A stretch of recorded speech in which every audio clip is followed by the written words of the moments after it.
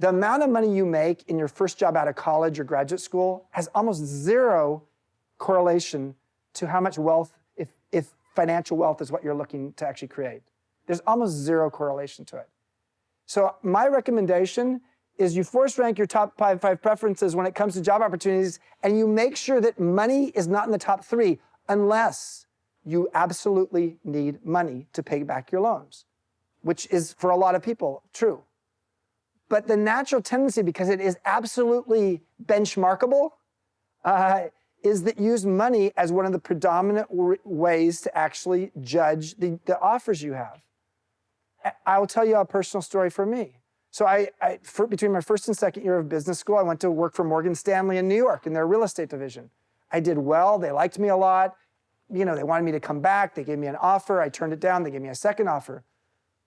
And it was back then in 1984, which is when this was happening, it was a lot of money. It was like $80,000 to $100,000, which back then was a lot of money. I think it was actually $100,000 including the guaranteed bonus.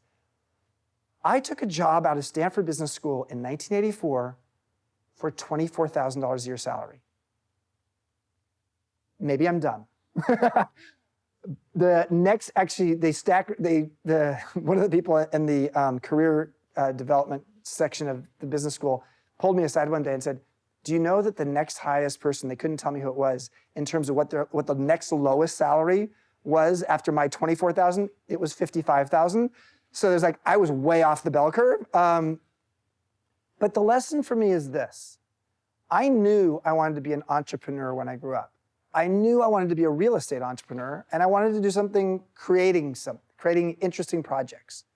So rather than go to work for Morgan Stanley out of business school, making about $100,000 a year, I was in a lucky position that I didn't have a lot of student loans.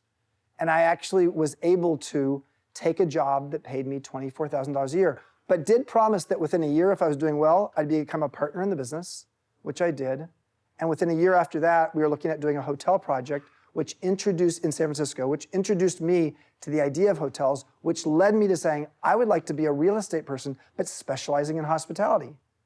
So 2.5 years after I graduated from business school, I started a boutique hotel company and grew it to the second largest in the US. At age 26, I started that. If I had gone to work for Morgan Stanley, that would never have happened. I'm not saying it wouldn't have been a bad path. I might have learned how to become an institutional real estate person, but that wasn't what I was looking for.